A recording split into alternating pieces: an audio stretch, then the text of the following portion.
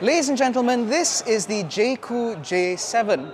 Now before you ask, this is a brand new car with a brand new brand with prices not yet revealed. We've been invited to an exclusive media preview to take a look at what Chery is naming its new upmarket brand with new upmarket products. And we are here to tell you everything you need to know about this new B-segment off-road SUV. My name is ABDULLAH, this is Malaysian Motoring, and this is our preview of the Jaecoo J7.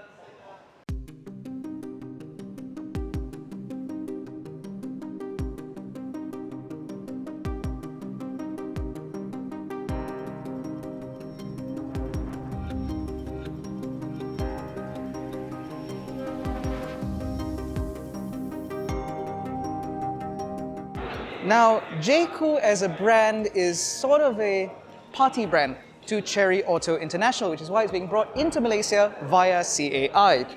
Now, Chery is very eager to point out that Jaecoo is a separate brand and therefore it should be considered separately.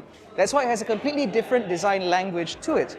So with Jaecoo, the design is a lot more upmarket, a bit more bold and a little bit more in your face. You have this huge waterfall grille up ahead framed by these lovely sort of natural LED daytime running lights with a very unique signature with a set of split headlights living down below.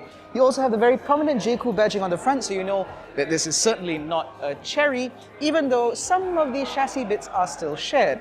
What isn't shared, however, is the powertrain. So under the bonnet, you'll find a 1.6-litre turbocharged 4-cylinder producing 194 horsepower and 290 Newton meters of torque, with power going to all four wheels via a 7-speed Getrag dual-clutch automatic gearbox. The 0 to 100 sprint is settled in just 8 seconds, meaning that this is quite a sprightly car for something that shouldn't be too expensive. Now, Jaecoo in China is actually a joint venture between Land Rover and Chery, which is why you will see there are some elements to this that seem very similar to what you've seen from several Land Rover products. For example, you have these flush deployable door handles which go in and out, and they've been tested in Arctic conditions. They are apparently able to withstand up to 15 Newton meters of pulling pressure or something to that effect. And more importantly, if it freezes over, it can break out, although that shouldn't really be an issue in our market. We've also got this very clean, very boxy, very upright design, something that Jaecoo says is reminiscent of vehicles that are bolder, more European, British even. Very important wordplay on their part. Now down here you are going to find dual-tone alloy wheels with a diamond cut finish over the front, and they are wrapped in GT tires. Now, it is worth bearing in mind that at the moment the tire specifications have not yet been finalized for our market. While the wheel design is finalized, the tires have not, which means we may be getting different rubber later on. However, this color has been confirmed for our market, and I'm very glad that it has, because this is very fetching. Now back here, that more upright, more upmarket design language continues with this lovely light bar going all the way across, which is presently not illuminated because the car is off. There are also these very nicely sort of split, high-mounted third brake lights, which I think look quite fetching. And you have this lovely sort of checkered pattern here, which is a very unique design signature, making sure that this is not mistaken for any other vehicle out there. You will see this and immediately know that this is a Jaecoo. And in case that's still not clear to you, you have this huge badge here underneath the perspex some more.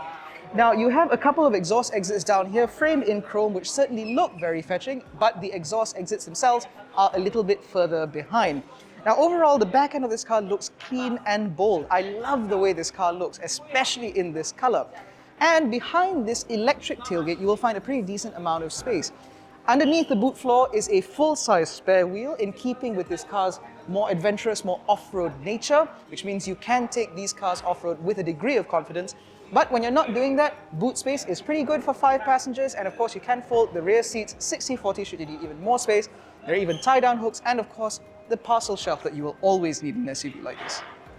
Now inside, that cooperation with that British brand continues, because if you ask me, this door panel here looks suspiciously like a Land Rover Defender. However, everything else in here feels very upmarket indeed, and it certainly has a design language that is unique to the brand.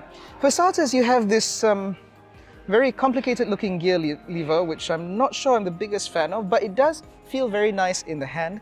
You have a very nice flat bottom steering wheel here with what I can only assume are some touch buttons, but there is a nice sort of buttony click to them. But most importantly, you have this massive portrait style screen here, which controls all of the car's major functions, including HVAC controls, which we'll see whether or not that's effective or intuitive to use. But up ahead, there is another screen where you will find your usual driver displays, driver aids, and so on. And just ahead of the steering wheel, if you watched our Smart #1 review, you'll be very familiar with this little thing, which tracks your eyes, which means it'll ensure that you are always focused on the road ahead of you and not distracted by, I don't know, TikTok. Now, if this is not enough, there's also a full color heads-up display, although we are not sure what information can be displayed there because, well, that's all software-based and we need to try the software on this car a little bit later. This is a preview, so there are still a lot of things that we're not fully aware of. Now, with the Jaecoo J7, the brand is eager to point out that because this is an off-road SUV, this car does come with all-wheel drive. And one of the other areas of cooperation between Jaecoo and Land Rover is in terms of the off-road technology. So just behind the gear lever, you will find a mode selector switch, which changes obviously between the drive modes, but also with the off-road modes. This means that we can extrapolate that this must be based off of the terrain response system from Land Rover. And if that is true, this should be very capable off-road. Now, beyond that, you have the usual dual wireless chargers. You have a nice sort of central bin here with a nice little bit of space down here, and it is cooled, just like what we saw from the AMODA 5. And you have even more space down here, and overall, everything feels quite nice. You also have a full panoramic sunroof, which is openable, as you can see here, which means that this rather dark interior can be bathed in light to ensure that things don't feel too claustrophobic. Now, what I'm sure a lot of you are concerned about is quality. And from my initial sort of dealings with this car, all the buttons, all the switches in here feel very upmarket. In fact, these buttons down here even feel somewhat Audi-like in their operation. But I think the devil is in the details, and given the fact that all the screens are black at the moment, the biggest question will be whether or not the software will offer the same degree of polish as the interior and exterior design. Now, in the back of the Jaecoo J7, with this seat set up for basically a 6-footer, as you can see, I have pretty good knee room and plenty of headroom, despite this full panoramic sunroof, which means overall accommodations are pretty good. I have a relatively high-mounted central aircon vent, which normally doesn't impress me, but because of how high it is, I think this is actually quite usable. There's also a USB-A, USB-C port down there. I've got nice big door bins here, and I have the same sort of door card treatment, and the quality in here is just as good as in the front. Now, what I can't demonstrate to you right now is the ambient lighting system in this car because, again, the battery in this car is dead.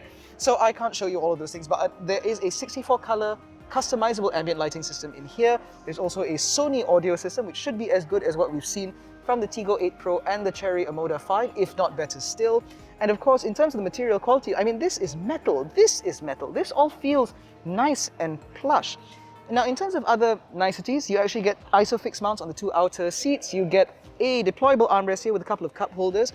The backrest for this particular seat can also be adjusted if I find the lever, so I can lay it back or I can bring it up if I want to sit even more upright. Now, all of these things mean that this should be a pretty practical, usable, and versatile, compact, premium crossover. Now, the other thing that Jaecoo is very proud about is safety, because, as I mentioned earlier, this car does come chock full of active safety tech. Jaecoo promises a minimum of 21 ADAS features for this car, which means essentially you will have level 2 semi-autonomy, as well as things like a 540-degree all-view camera or surround view camera, which includes one that will be able to show you what's going on underneath the car, as well as things like, you know, smart, intelligent high beam and stuff like that. Things like adaptive cruise control, traffic jam assist, etc. These are all things we expect to see with the Jaecoo J7 upon its arrival. Now, talking about arrival, we expect that this car should arrive somewhere within Q1 or Q2 of this year. And that is because Jaecoo has a lot more planned for the brand for this year, because apparently it's not just going to be the J7. Like Chery, Jaecoo is also committed to the Malaysian market, because from what we've gathered, all of these cars will be arriving as CKD models from the get-go, which means these cars will be built in Kulim and they will be ready for the Malaysian market upon arrival. Let us know what you think in terms of pricing and positioning. Where do you think the Jaecoo brand exists? Where do you think its main competitors are? Let us know in the comment section below. Thank you so much for watching. We'll catch you in the next one. Take care and stay safe. And apparently this is the future of the brand.